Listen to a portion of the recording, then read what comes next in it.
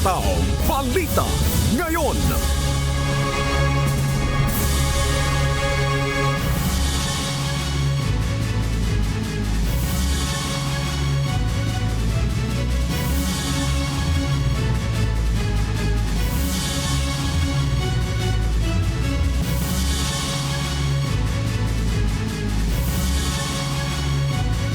Magandang umaga, Luzon, Visayas, Mindanao at sa buong mundo.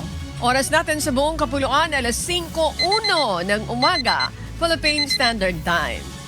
Ako po si Annie Rentoy. Ngayon po ay araw ng Martes, ika-22 sa buwan ng Abril, taong 2025. Tayo po ay sabayang napapakinggan sa Radyo La Verdad 1350, ang UNTV Radio. Sakay pa rin po ako ngayon ng UNTV Radio Mobile Booth na narito ngayon sa Barangay Bagong Silangan, Quezon City. Siyempre, makakasama rin natin ngayong umaga ang ating global correspondent na si Beverly Saison. Wala naman po sa San Diego, California, USA. Magandang umaga sa inyo, Beverly. Siya po ay maghahatid sa atin ng mga balita mula sa iba't ibang panig ng mundo. Samantala, simulan na natin ang balitaan. Narito ang malalaki at makabuluhang balita ngayong araw. Taong Balita Ngayon. Hindi nababahala si Pangulong Ferdinand Marcos Jr. kahit na bumaba ang kanyang approval at trust rating. Batay sa pinakahuling survey ng Pulse Asia, parehong bumaba sa 25% ang approval and trust rating ng Pangulo noong Marso kumpara ng Pebrero. Sa buwan ng May, umabot ito ng 42%. Ngunit ayon kay Palace Press Officer Undersecretary Claire Castro, tuloy lang sa trabaho si Pangulong Marcos. Naniniwala ang Malacanang na resulta lamang ng impluensya ng pagkalat ng fake news ang naitalang malaking pagbaba sa rating ni PBBM. Hindi po nabahala ang Pangulo sa anumang rating sa survey. Sabi natin kanina, ang Pangulo kahit anuman ang rating, mataas, mababa, magpapatuloy siya sa kanyang trabaho. Taong Balita Ngayon. Pinatikos ni Kabataan Party List Representative Raul Manuel ang pag-iendorso ni Vice President Sara Duterte kay Las Piñas Representative Camille Villar, kahit kabilang ito sa Senate slate ng administrasyon. Bukod kay Villar, nauna nang inendorso ni VP Sara si Senator Amy Marcos. Ayon kay VP Sara, nakalapat ang mithiin ni na Senator Marcos at Congresswoman Villar sa 10 senatorial candidates ng PDP laban ni dating Pangulong Rodrigo Duterte. Ito ay ang pagsusulong na mapayapa at maunlad na Pilipinas. Ngunit ayon kay Manuel, desperado si VP Duterte na mailuklok ang mas maraming kakampi sa Senado sa gitna ng nakaambang impeachment trial laban sa kanya. Kaya ang pag-endorse niya, nagpapakita yon ng kanyang desperation para isalba yung kanyang sarili, kasi kapag makonvict siya, matatapos na ang kanyang ambisyon para magpatuloy pa sa public service. Taong Balita Ngayon. Sinimula na ng Commission on Elections sa COMELEC ang deployment ng mga balota na gagamitin sa darating na eleksyon sa May 12. Unang ipinadala ang kabuuang 2.3 million na mga balota para sa Bangsamoro Region. Ayon sa COMELEC, magtutuloy-tuloy na ang deployment hanggang sa maipadala ang lahat ng balota sa lahat ng lugar sa bansa sa itinakdang deadline na May 1. Matapos ito, ayon sa COMELEC, sisimula naman nila sa May 2 ang final testing and sealing ng mga automated counting machine. Na gagawin sa bawat presinto mula May 2 hanggang May 7 or May 8 ay gagamitin po yung original na balota. Kaya lang, 10 lang po yun. So hindi magagalaw ang isa man sa mga balota na naandi. Taong Balita Ngayon. Nasa kustudiya na ng Senado si Special Envoy on Transnational Crime Marcos V. Lacanilao. Ito ay alinsunod sa kautusan na inilabas ni Senate President Francis C. Escudero kahapon, April 21. Si Lacanilao ay kusang loob na nagtungo sa Senado upang personal na tanggapin at sumunod sa kautusan. Matapos ang maingat na pagsusuri, ipinasa sa ilalim na ni SP Escudero si Lacanilao sa Senate custody matapos mabigong sagutin ang ilang tanong sa kanya kaugnay na naging proseso at partisipasyon niya sa pag-aresto at pagdadala kay dating Pangulong Rodrigo Duterte sa The Hague. Hataw Balita ngayon. Muli nag-deploy ang Estados Unidos anti-missile ship o Navy Marine Expeditionary Ship Interdiction System bilang bahagi ng isa sa gawang 40th Balikatan Exercises. Wala namang dapat ipangamba ang anumang bansa dahil hindi ito papuputukin kundi pag-aaralan lang kung paano gamitin. Kabilang rin sa mga isasagawang pagsasanay ay ang Integrated Air and Missile Defense Counter-Landing Live Fire Exercise at Maritime Strike. During this year's Balikatan, we underscore our drive to modernize the armed forces of the Philippines, enhancing interoperability with our allies and reinforce the comprehensive archipelagic defense concept. It is our way of ensuring that the AFP remains a capable, agile, and forward-thinking force prepared to defend and ready to respond and poised to lead. Hataw Balita ngayon. Isang routine at legal na maritime patrol ay sinagawa ng BRP Apolinario Mabini sa paligid ng Bajo de Masinloc nitong linggo. Ito ang giit ng Armed Forces of the Philippines kasunod ng pahayag ng China na iligal umano ang hindi nagpapaalam sa kanilang pamahalaan ang corvette vessel na pumasok sa tinatawag nilang Honghang daw. Ayon naman kay Rear Admiral Roy Vincent Trinidad, ang tagapagsalita ng Philippine Navy sa issue ng West Philippine Sea, walang ibang may karapatang manita ng mga barko sa Scarborough Shoal kundi ang Pilipinas. Hataw Balita ngayon. Naghain ng petisyon ng ACT Teachers Party List sa Department of Education ngayong araw para sa makabuluhang dagdag sahod sa mga guro. Sa petisyong hiniling ng grupo ang 50,000 pesos na monthly entry-level salary para sa Teacher 1, habang 33,000 pesos naman para sa Salary Grade 1 na mga kawani. Giit ng grupo, ang petisyon ay pirmado ng higit 800 faculty club sa buong bansa. Apila ng grupo kay Education Secretary Sonny Angara na suportahan ang panawagan at itulak ang makataong sahod para sa mga guro. Umaasa kami na magkakaroon ng malakas na suporta ang Department of Education sa pamumuno ni Secretary Angara.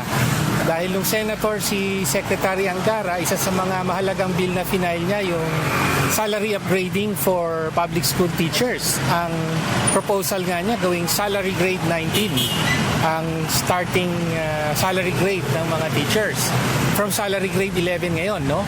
So, tingin natin magsasalubong yung panawagan natin for 50,000 naman starting salary with the proposal of Secretary Angara when he was Senator.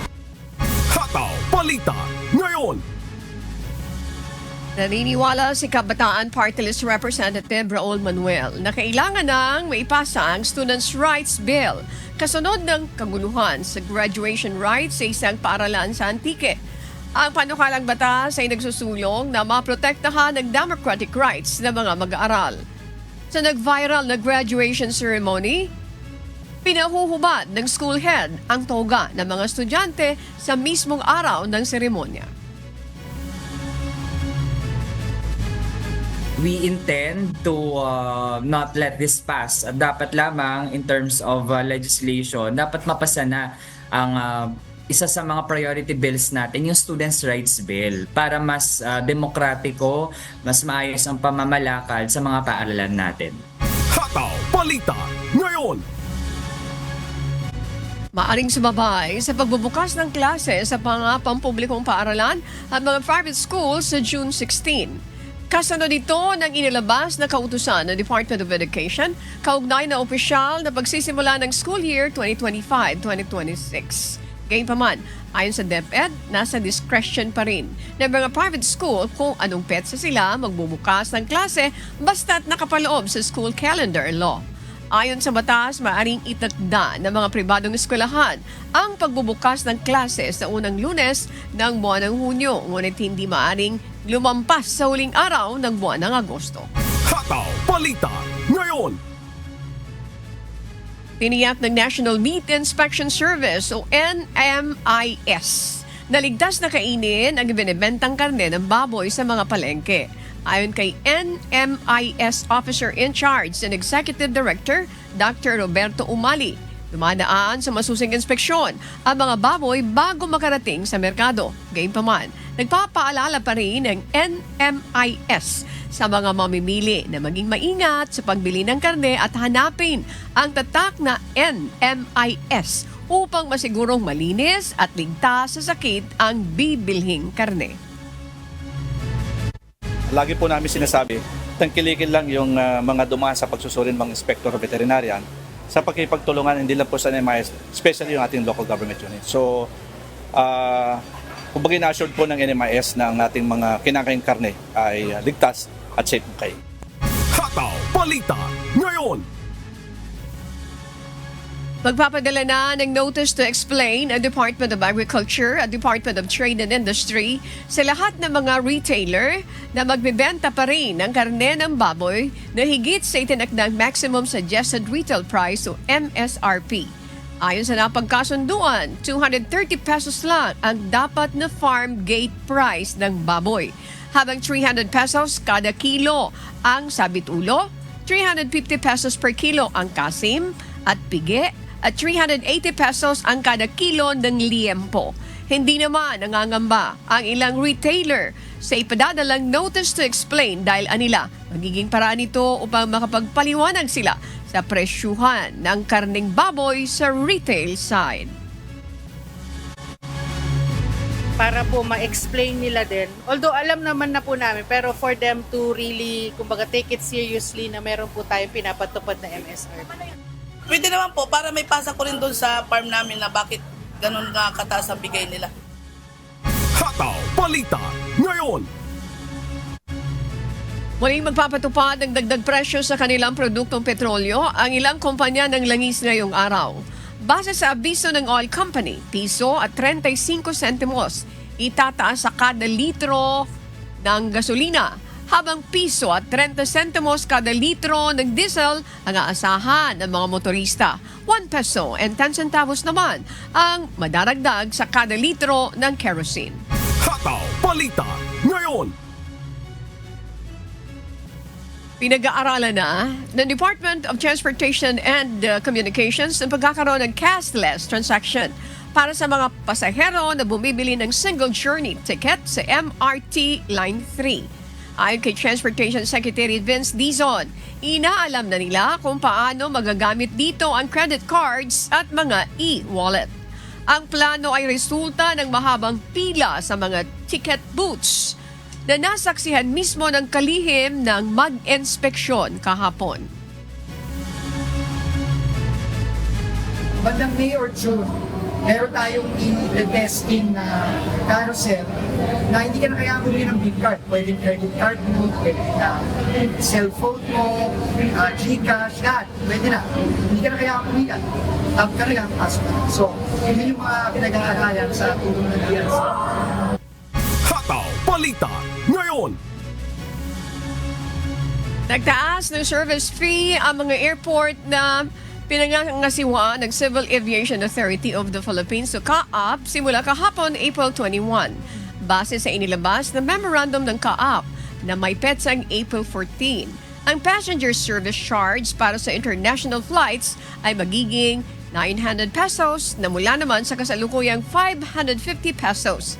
Habang ang PSC ng bawat pasahero para sa domestic flights ay mula 100 to 350 pesos. Ayon sa CAAP, ang tasingil ay para sa pagpapabuti ng karanasan ng mga pasahero sa mga paliparan na nasasakupan nito.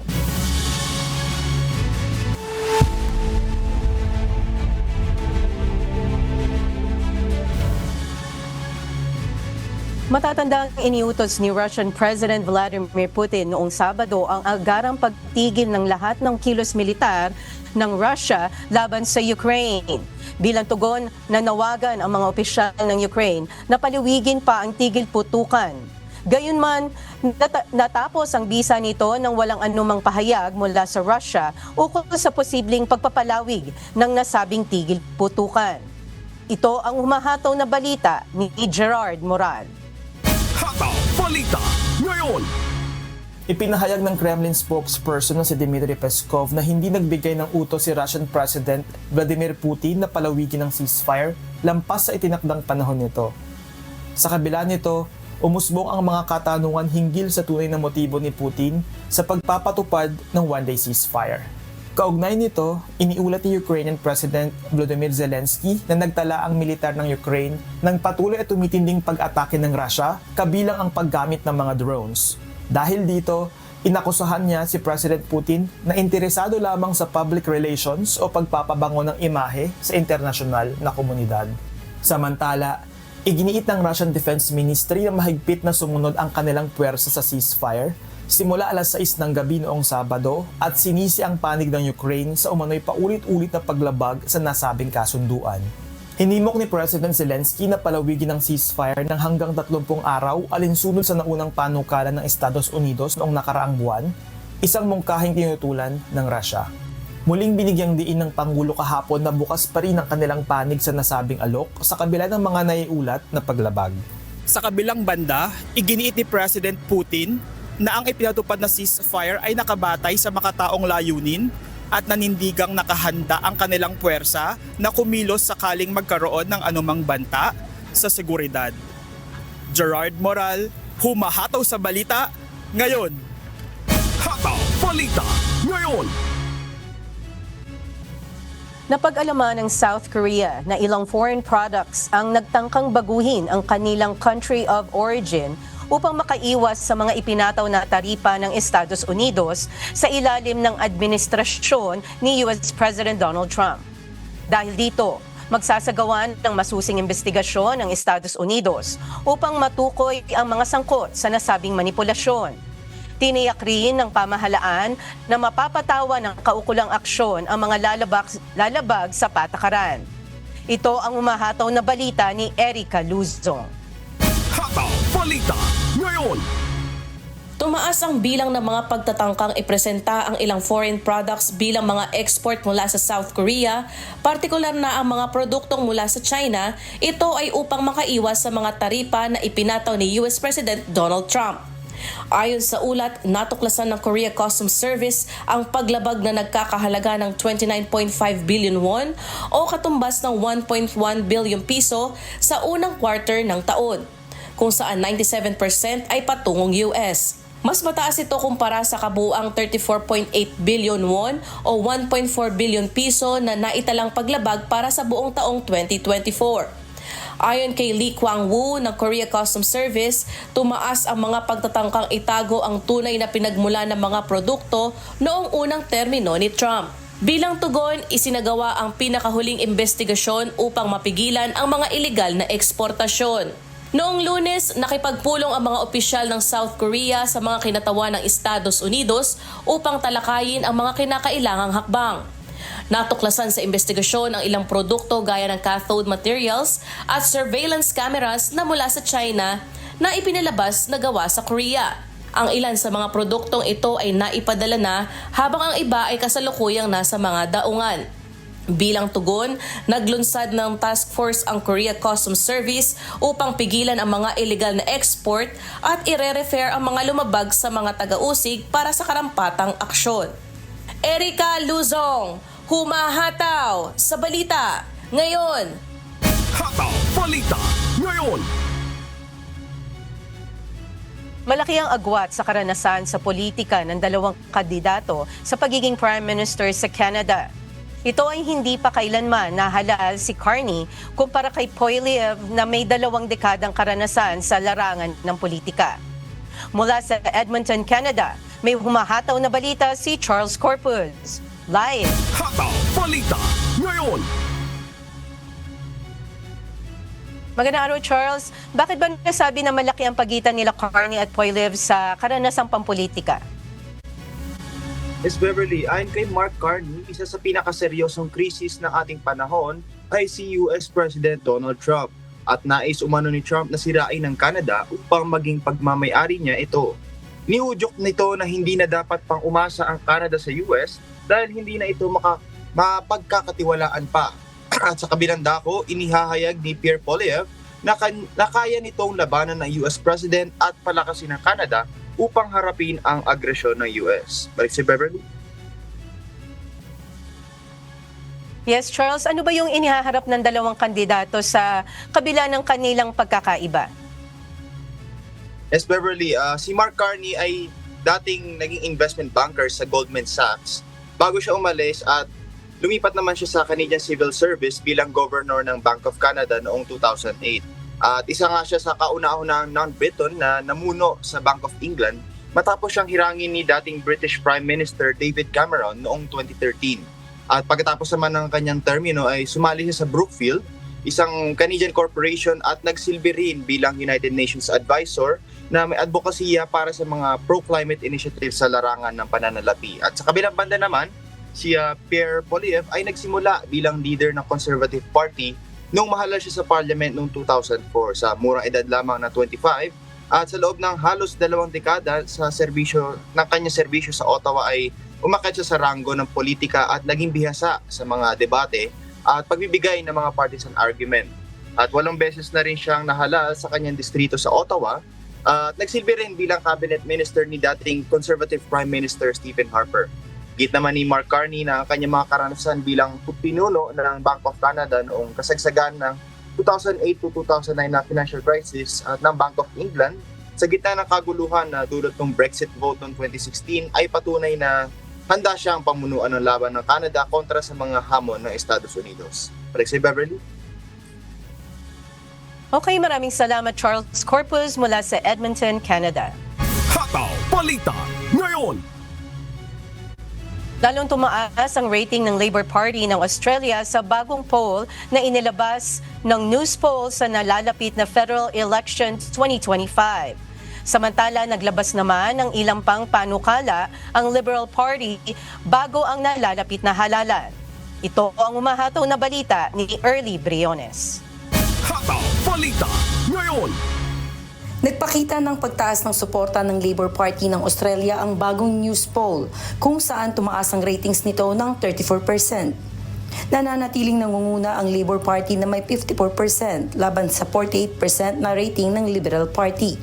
Sa kabila nito, sinabi ni Australian Prime Minister Anthony Albanese na hindi nagiging kampante ang kanyang kampo sa mga nasabing ratings. Samantala, inanunsyo ni Coalition Leader Peter Dutton ang $750 million crime package nito. Kabilang sa panukalang ito ang planong pagsiset up ng police team sa iba't ibang lugar sa bansa upang sugpuin ang mga pagpasok ng organized crime gangs na illegal na droga, beef at tobacco sa bansa. Ayon kay Dutton, ito ay isang paraan upang mapanatiling ligtas ang komunidad, mga tahanan at mga bayan sa pamamagitan ng pagbibigay sa pulisya ng mga kinakailangang sangkap sa pagbuo at pag-i-implement ng mga batas. Early Briones, humahataw sa balita ngayon. Hataw Balita ngayon. At yan po ang mga balita mula sa iba't ibang panig ng mundo.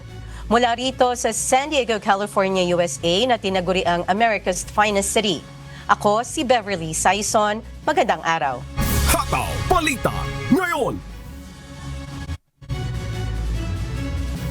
Samantala, naghain na ng cease and desist order ang pamahalang panlalawigan ng Occidental Mindoro laban sa Blue Max Trade Link Incorporated, ang kumpanyang nagsasagawa ng dredging operations sa ilog ng Barangay Malawaan. Batay sa kautusan, Lumabag umano ang kumpanya sa mga alituntunin ng Department of Environment and Natural Resources at iba pang umiiral na batas at regulasyong may kinalaman sa pangasiwa ng likas na yaman. Inaatasan din ang Blue Max na pansamantalang itigil ang lahat ng operasyon hanggat nagsasagawa ng investigasyon sa nangyaring sakuna. Una nang sinabi ng kumpanya na susunod sila sa anumang ipag-uutos ng lokal na pamahalaan, kabilang na ang pagsususpende ng operasyon at iba pang hakbang. Hataw Balita ngayon. Nagsimula na ang inisyal ni Maritime Casualty Investigation o MCI sa pagtaob ng MV Hong Hai 16 sa coastal area ng Occidental Mindoro. Ayon kay Philippine Coast Guard Commandant Admiral Ronnie Hill Gavan, ipapatawag sa investigasyon ang may-ari nito bilang bahagi ng due process. Aalamin rito ang dahilan ng pagtaob ng barko at ang aspeto ng kaligtasan sa nangyaring insidente. They are already in talks with the private salvage. As to the timeline, they are yet to present to me the salvage. Hataw Balita ngayon. Ngayong araw, makakasama natin ang isang opisyal mula sa Philippine Coast Guard upang magbigay ng pinakabagong update kaugnay sa insidente po ng MV Hong Hai 16 mula sa Coast Guard Station Occidental Mindoro. Narito po si Lieutenant Kenneth Bungabong, ang kanilang commander. Magandang araw po sa inyo, Lieutenant. Thank you for joining us this morning. Good morning po. Yes po ma'am, magandang umaga, Lieutenant Junior Grade Bungabong. Magandang umaga sa lahat ng tagapakinig. Maraming salamat po. Ang unang tanong po namin, pwede niyo po ba kami pakibigyan ng update kung ano yung naging sanhi ng pagtaob ng MV Hong Hai 16 at ano ang kasalukuyang status po ng investigasyon? Kung mayroon na pong inumpisahang investigasyon. Go ahead po. Thank you. Currently ma'am, nagkakandak pa ng Marine Casualty Investigation ang separate units which is the Maritime Safety Services Units upang matukoy ma'am kung ano ang possible cause ng paglubog. So meaning to say, na sa proseso pa po. Ayan. So wala pa tayong mabibigay na konkretong rason kung bakit po ito'y tumaob. Ilan po, doon sa initial na report na natatanggap ninyo po, ilan ang kabuang sakay ng barko at ilan na po ba talaga ang naililigtas at ilan pa ang patuloy na hinahanap? During the incident ma'am, based on the information provided by the ship captain and the other crew, 25 sila lahat. 25 sila doon nasakay sa barko ma'am. And sa bilang na yun ma'am is 14 ang nakaligtas. Dalawa pa ang nawawala ma'am. And then siyam yung casualty. Okay, so ibig sabihin dalawa pa ang nawawala. Ano ang kasalukuyang ginagawa niyo po doon sa nawawala? Mayroon pa bang mga search and retrieval operation na ginagawa para doon sa dalawa pang missing?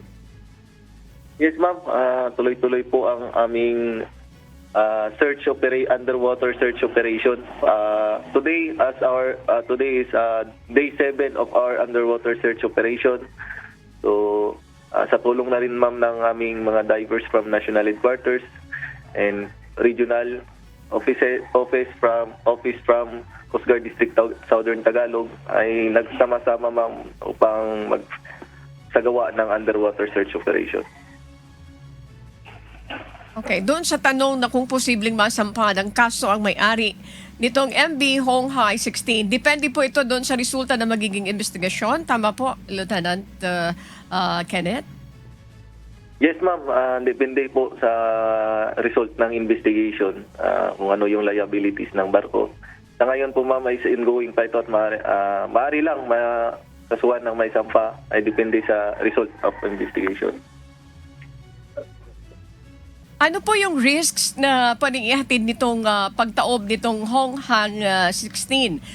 May we know from you po kung alimbawa may karga itong oil, ay di ba po may problema tayo, baka pwedeng mag-spread at maapektuhan yung livelihood naman ng ating mga mangingisda dyan. Ano yung initial na hakbang na ginagawa po with the help also of the LGU kung mayroon man tulong sila? Yes, ma'am. Thank you sa tanong, ma'am. Ngayon, ma'am, simula nung day 1, agad naman, ma'am, nagsagawa kami ng unang hakbang, ma'am, which is the deploying the oil spill boom. Ngayon, ma'am, may dineploy kami na 250 meters oil spill boom along the vicinity of the capsized vessel. And at the same time, ma'am, from Marine Environmental Protection personnel of Philippine Coast Guard ay nagkakandak ng seaborne patrol operation araw-araw. And at this, aside from that, ma'am, sa tulong na rin ng ibang ahensya like DNR, the LGU representative na nagsasagawa ng shoreline patrol operation within the vicinity, ma'am, kung may mga sightings na oil spill. So as of today, no monitored oil spill within the area, ma'am. Okay. Hindi naman po ito nagkakarga ng mga kauring produkto ng petrolyo. Pero ito po ay for sure mayroon po silang dala at maaaring magkaroon ng oil spill. Pero at this point, kinaklaro nyo po na wala pa kayong namamataan at mayroon naman po kayong mga boom na binabanggit nyo na ito po ay pinakalat para mapigil kung sakasakali na magkakaroon ng oil spill. May we know from you at this point in time, Lieutenant Kenneth, kung mayroon din po kayong mga water sample na ginagawa right now with the help of other government agencies po? Araw-araw nagsasagawa ng water sampling yung mga DNR natin. So, according to them, negative tayo sa results, ma'am, ng spill. So, araw-araw, ma'am, tuloy-tuloy naman. Magbibigay naman kami po ng updates time to time. And then, meron naman kaming naka-standby, ma'am, in case may naka-standby kaming mga oil spill combat, ma'am, sa command post po namin. Okay. At this point po ba, tigil yung operation? Wala po ba kayo namamata ang mga vessel na nagkakarga pa rin ng mga itong sand na idadalhin naman dito sa Manila Bay? Tuloy-tuloy pa rin po ba ito? Mayroon pa ba kayo namamataan? At kung may namamataan kayo, the same company pa rin po ba ang gumagawa nito? Can you clarify this? Kasi may rami rin po mga nagtatanong. Lieutenant Kenneth, please. Ma'am, may na-receive kaming mga permit from the government, DNR, na requesting na issuance of notice to mariners. So, upon review, ma'am, hindi naman related sa company na which is yung nangyari dito sa Barangay Rizal. So, rest assured naman, ma'am, na i-check namin lahat ng documents na may dumidikit sa amin. Okay, at this point po, mayroon ba kayong observation na nakikita na very very supportive naman? Mayroon nang nakukuhang tulong from the company? At ganoon din sa LGU, ano po yung tulong na nakukuha sa LGU kung mayroon kayo nakukuhang mga informations like this because yung mga nangamatayan at ganoon din yung mga naapektuhan po, yung mga nasugatan, yung mga survivor pero may mga sugat sila. Mayroon na rin po bang mga initial na tulong na nakukuha from the LGU and of course dito po sa kumpanyang ito? From the start, ma'am, ng pangyayari, the one who support is the LGU. Laking tulong nila, ma'am. Sila ang lagi naming malapitan. And then from the second day or third day ng operations namin, may pumuntang representative from company na telling na willing siyang mag-provide ng any necessary assistance, which is good for us, ma'am, kasi tuloy-tuloy yung response efforts namin ngayon, ma'am. Then, para matulungan na rin yung mga responders kung ano yung mga kailangan, logistical requirements, including, ma'am, to support na rin sa LGU, ma'am. Okay, so far, this is clear. Wala po nagrereklamo ng mga pamilya ng mga nangamatayan kasi tumutulong naman po sila. Both. Itong company and at the same time the LGU. Is it right, Lieutenant Kenneth? With regard sa family, ma'am, malalaman sa kanila kasi rights naman nila, ma'am, kung ano yung irereklamo nila sa company. So, sa ngayon, ma'am, together with the LGU of Rizal, from Philippine Coast Guard, other agency, nakafocus kami ngayon, ma'am, sa operation. So, our main objectives is kunin yung mga trapped individuals na nasa barko. Okay. So, I'm sure po yung ibang ahensya, like for example, the Department of Environment, they're conducting also their own investigation. Dito po sa investigation na ginagawa ng Philippine Coast Guard, may we know kung kailan kayo nag-start ng investigation at kailan po ito matatapos, yung investigation na ginagawa ng inyong tanggapan po, Lieutenant Kenneth? Yes, ma'am. From the start na nangyari yung insidente, agad may pumunta ng isang unit na which is the Maritime Safety Services units na sila ang team na nagkakandak ng marine casualty investigation. Hindi ko masabi, ma'am, kung kailan matapos yung investigasyon. As long as na hanggang ngayon, ma'am, is ongoing pa rin talaga yung investigation, ma'am. Okay, thank you for that. Lieutenant Kenneth, ano po yung announcement nyo, mga reminders nyo doon sa mga kababayan natin na naapektuhan nito? Please go ahead, sir.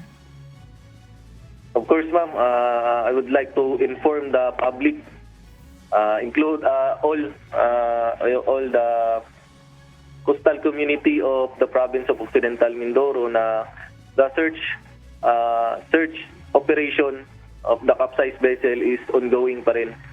So, just for the safety and to ensure the smooth search operation, so I would like to remind everyone that avoid the search area unless authorized by the authorized to assist, ma'am.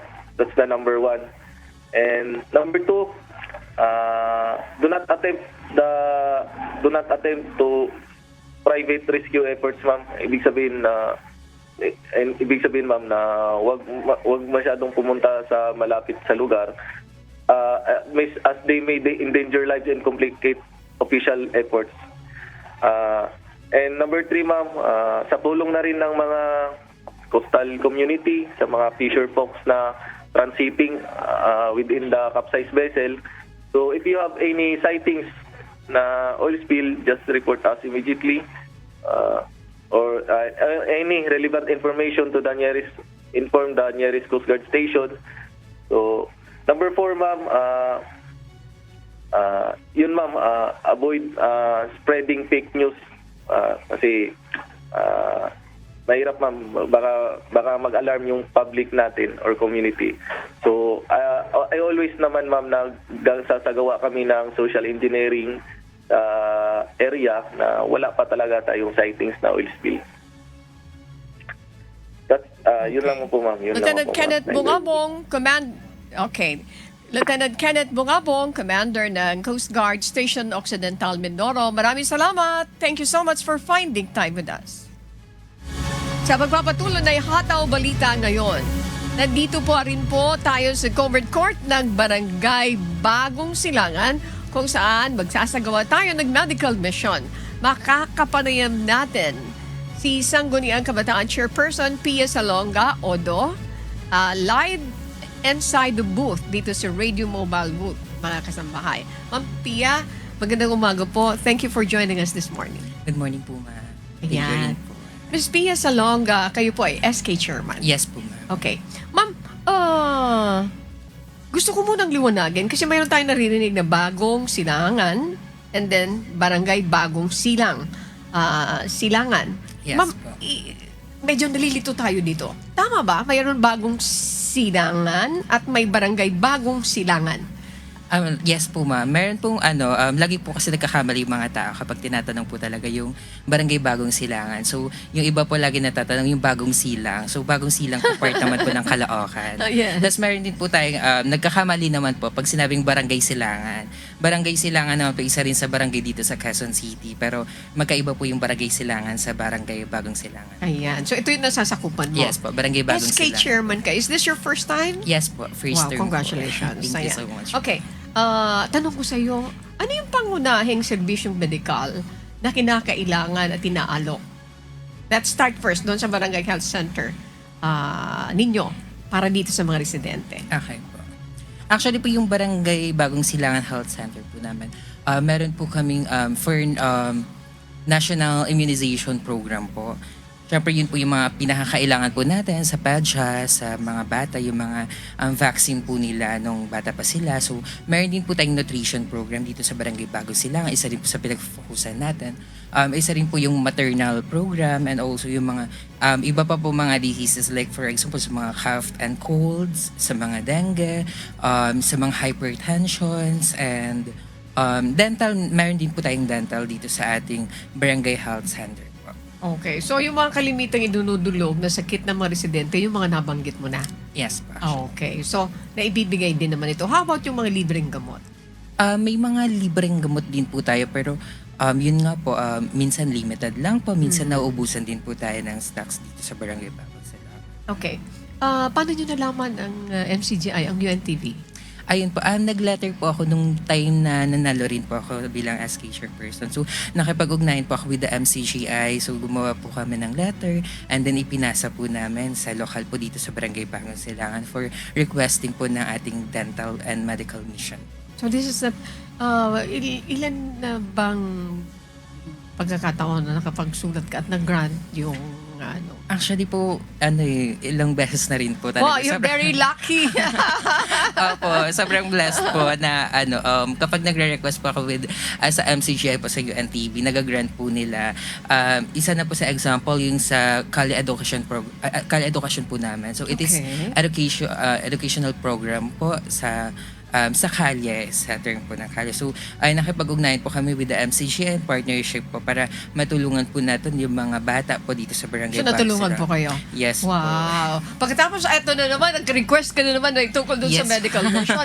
Ito ka, nakakatuwa naman si Pia. Tinatanong ko siya kanina kung paano niya nalaman ng MCGI, ang UNTV, ang mga services ng UNTV.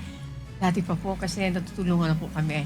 And, nung tungkol sa medical mission, salamat kasi nag-grant ulit kami. Yes, napakaraming humingi ng medical missions po dito sa UNTV, sa MCGI, under the leadership of Kuya Daniel Rason.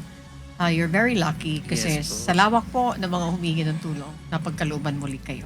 So, paano naman, balikan natin yung mga ginagawa po ng inyong barangay dito sa lugar mo po. Paano nyo tinutugunan? Alam natin na kapos din, di ba po? Kahit binanggit nyo, mayroon din kayo, pero limitado ito. Let's talk about the populations that you have here. Ano ba yung population nyo? Marami ba ito? This is thickly populated, di ba po? Actually, sobrang laki po ng aming barangay and sa ngayon po hindi ko na po kabisado kung gaano po kalawak talaga yung population ng Barangay Bagong Silangan. Pero kung pag-uusapan po natin, sobrang dami po. Lagpas po yan ng 50,000. Ayan. Nakikita ko kung ano yung pinagmumulan ng saya mo. Sige. Anong gusto mong sabihin? May message ka ba kay Kuya Daniel Rason sa MCGI, sa UNTV? Yes po, Because of this, na nag-grant itong sa dami po ng humihingi ng tulong para magkaroon ng medical mission. Isa ka sa mapalad na sabi mo nga, lagi kang napagbibigyan. Go ahead, please. Of course, first po, salamat po sa Diyos na patuloy po tumutulong po dito sa ating barangay. Patuloy po tayong binibigyan pansin po ng Diyos natin. So, salamat po. Pangalawa po, maraming salamat po sa MCGI na patuloy po nag-grant yung request namin, especially to Kuya Daniel Razon sa pag-grant po sa amin. Maraming salamat po to the youth po ng MCGI and of course to the UNTV po ang Serbisyong Bayanihan. So, we would like to extend our gratitude din po to the principal, Ma'am Wilma for pagpapahiram po dito po sa Barangay Bagos na Elementary School and sa mga chairs and tables po natin to Congressman Ralph Tulfo at the Barangay Council headed by Kapitan Willie Cara and of course to the Sangguniang Kabataan. Okay, yung mga mensahe mo, panawagan mo dito sa mga constituents mo. Kasi mag-start na yung medical mission na hiningi nyo, na na-request nyo po. Ayun po. So ayun po sa mga constituents po natin sa Barangay Bago Silangan. Open na po ang ating medical mission. Punta na po tayo dito tulad po na atin sa mga post po natin na mag-open po tayo ng 7 a.m. to 9 a.m. po for registration and ongoing po ang ating medical mission. So thank you so much po to our constituents. Patuloy po tayo na makikipag-ugnayan sa ating mga NGO and NGOs po and yung mga partners po natin dito sa Barangay Bago Silangan para mababa po natin yung mga serbisyo po na unang pangangailangan po ng ating mga constituents. Ang saya ni Ma'am Pia! Ang saya po. Nakikita ko yung kanyang mukha, yung smile niya talaga. Thank you so much, Ma'am Pia Salonga Odo, SK Chairman po dito sa Barangay Bagong Silangan. Maraming salamat. Magandang umaga po sa inyo. Maraming salamat po and good morning. Salamat sa Diyos.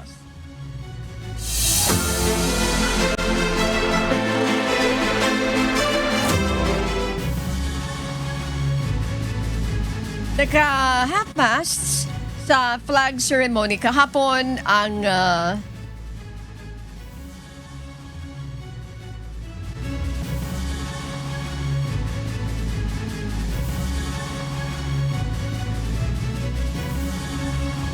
naka-half-mast na flag ceremony kahapon ang bandila sa Iriga City Hall dahil sa pagpanaw ng aktres na si Nora Honor.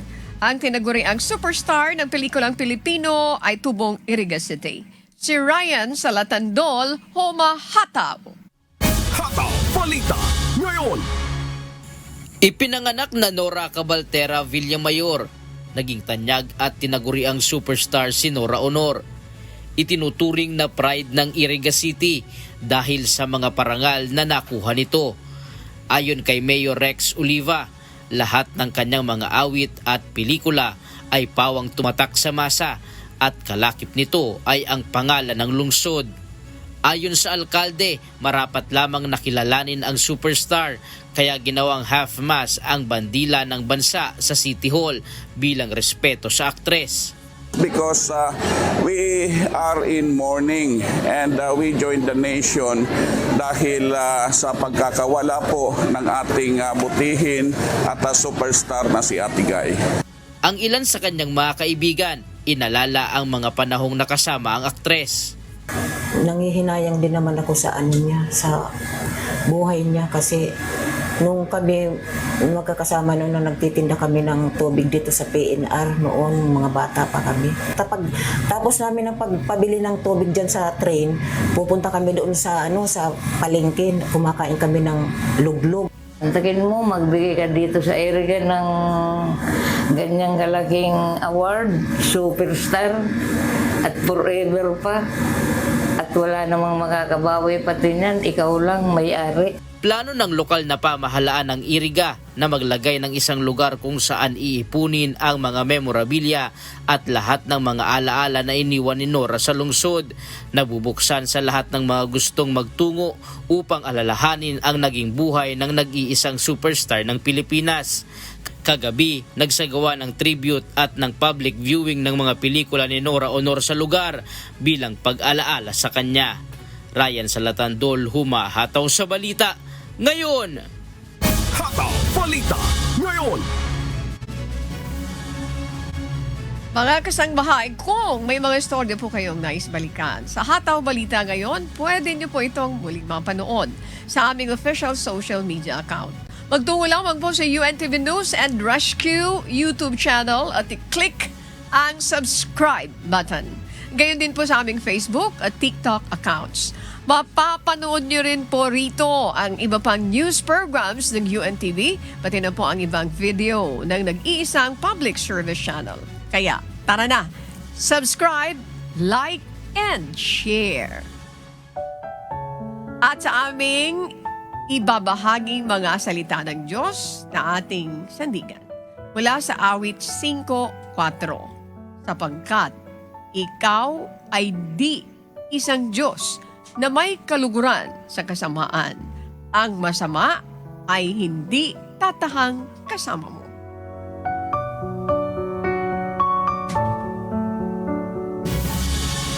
At yan po ang mga humahataw na balita ngayong umaga ng Martes, ika-22 sa buwan ng Abril, 2025. No more shout out? Diyosa?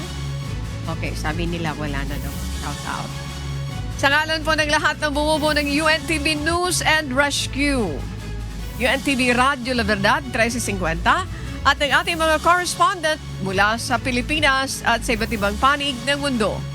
Ako naman po, si Annie Rantoy, tangalan ni Amigo Sherwin Pulumong. Dito po sa UNTV at UNTV Radyo La Verdad 1350, Diyos ang aming sandigan, serbisyo publiko ang aming pinahalagahan. Susunod na po ang Good Morning Kuya. Salamat po sa Diyos at magandang umaga.